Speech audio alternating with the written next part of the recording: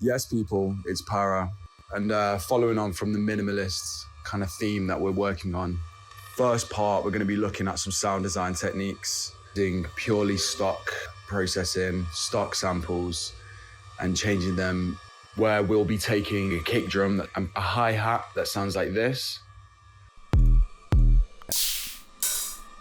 and processing it into something that sounds like this.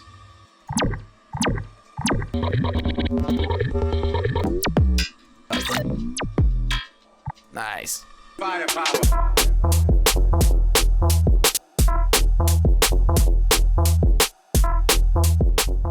In our last session, we just created a tune from scratch, a solid idea that we can build from.